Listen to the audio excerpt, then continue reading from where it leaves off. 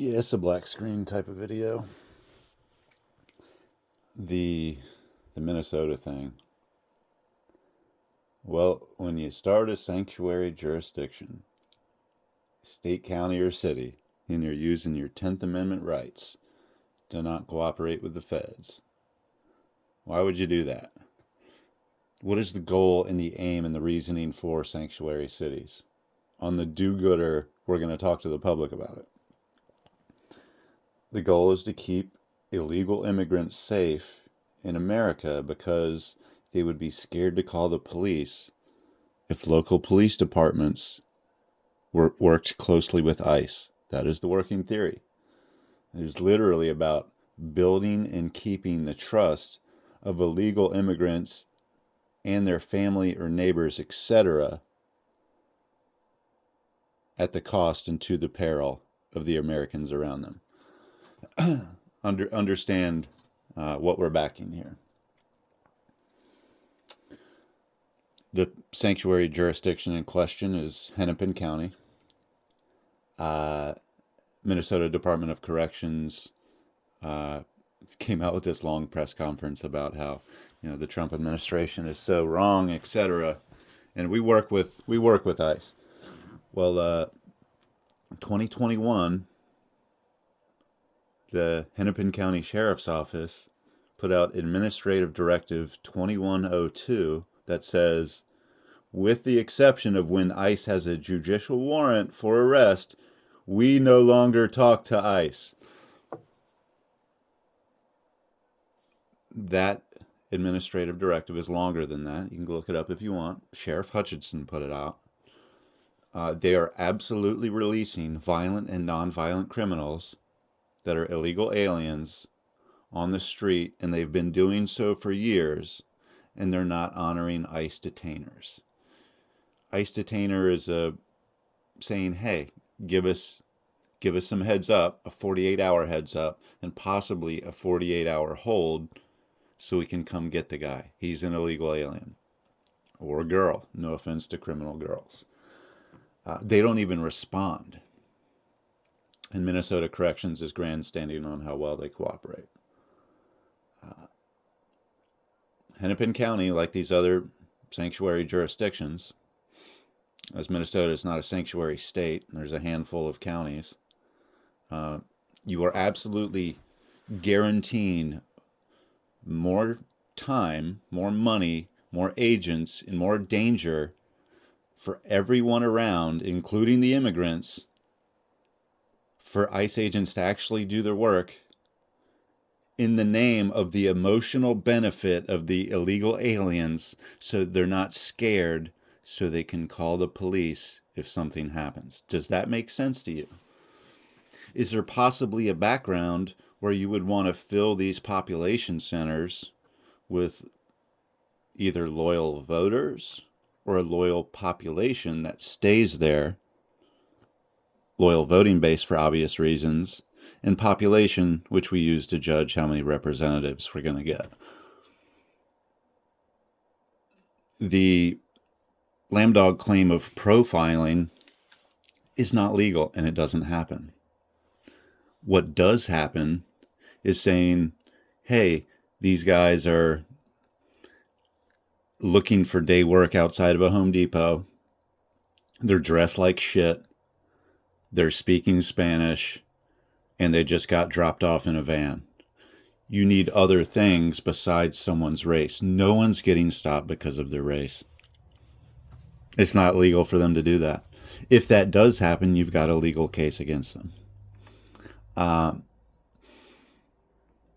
They, just like the police, are allowed to ask you for your papers.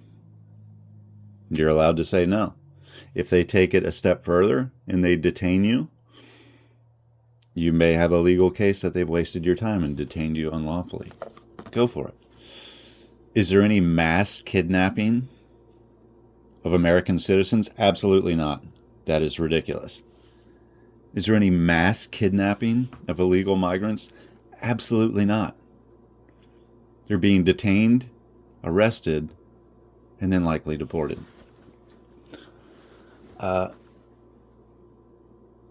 There is some concern over, we'll call it the memo. It's using Form 1-205. I had to look this up. It's a warrant of removal, deportation, a final order of deportation that local police cannot enforce. We don't know how this memo is being used. Is Trump using this memo to say, hey, if you've got a murder suspect in a sanctuary city and you cannot find him, fuck it, go in the house. We'll figure it out later. I don't know, but I realize the news has lost their goddamn mind based on this. And if you look at agenda setting, there's so much agenda setting going on in this little chock full of shit news story. Let's take Tom Holman back to the Obama era where he's wearing a ribbon. Of course, Obama was catch and releasing. His a lot of numbers, a lot of supposed arrests or deportations, he actually caught and released people in the country. Detain, arrest, release. Young people get work permits. You stop enforcing the old shit. And just like the Biden era, you have these people give you an address. They haven't even been to America yet. You just give them like, okay, my cousin's in this place in Ohio or Chicago or Florida. About 40% of them never show up for that court date. They're just in America. I forget the number. Was it 50,000 or 500,000 kids? They sent them somewhere like, yeah, we don't know where they went. The Renee Good thing, that's different. The Alex thing looks bad. And there's a difference. It looks like a bad shoot. That doesn't mean it's legal or illegal. To me, it looks like, obviously, this Alex guy is in one of these psycho ICE groups. And it is psycho to stalk federal agents. And would you go interrupt a SWAT team and feel good about it? So, and I'm completely against what happened to the Alex guy. So you go and you're riling stuff up, watching the video. He's there for a while. He's, yelling at him, and he's directing traffic for some reason, like he's a street cop all of a sudden. And it pushes a gal, and then he like physically makes contact with the officer or agent, whatever you want to call him. Pepper sprays the guy. Going to the tussle, it is kind of resisting on the ground. And an officer in gray, you see him remove the pistol. It is a SIG 320 and may or may not have gone off by itself. One news station had claimed to see where the impact was. There's another officer that pulls his gun when they yell gun, and it's possible he fired the first shot.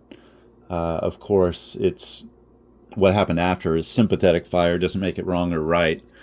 Or you're on the firing line, or in this case at work, and a trigger comes, and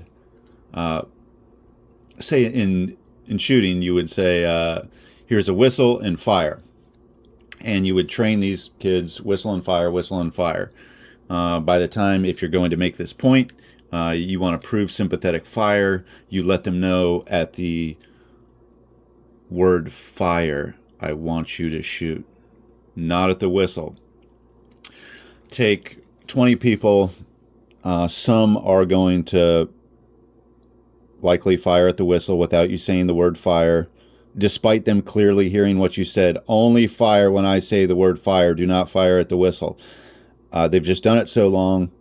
You are going to fire once somebody starts. So I didn't say fire. The whistle goes off. One or two people start firing. Everybody starts firing. It's sympathetic fire. It seems like to me that once he pulled the gun out, this SIG 320, either the officer made it go off or it went off by itself, and then the other officer started shooting him. Terrible. Do I feel like my Second Amendment rights are trampled? No, I'm not jumping in federal operations and in front of SWAT teams calling them 100 motherfuckers and telling them to get out of my city. I'm not insane. I'm not a political lunatic, so I would never do that. Is it representative of the greater problem of militarized policing? Yes. Would it matter more to me if it was directed in that way and not on this great liberal cause of like this poor male nurse who went to shut these federal agents out of his city? Like, it's such a bad start. You're not going to get too many friends that way. Not going to spit on the man's grave or say anything bad about him, but it absolutely should not have been there. That doesn't make any sense. He absolutely should not have been shot. Tase the man if you want to. Tase him right in his neck. You know, the cop beating him with a canister, a pepper spray. I don't know if he was going for that, or the guy was wiling out. So either right before or right after he gets shot, Alex guy is going to grab his waistline where his pistol was, and he ends up, it looks like he grabs one of his magazines. I don't know if that's a reaction after he was, or if it was before he shot. It's not as bad as it looks, but it's still a bad shoot to me. Does that strike fear in my heart for First, Second, or Fourth Amendment rights? Absolutely not. Number one, because I'm not a foreign national here illegally. We're not supposed to deal with ICE. You're not supposed to deal with the fucking CIA either. They're supposed to deal with foreign nationals. I think the agenda setting for the Minnesota riots, protests, etc. is the most pathetically obvious thing I've ever seen. And if a lesbian with a whistle can battle the cops, I'm going to tell you that's not real tyranny. Savage out.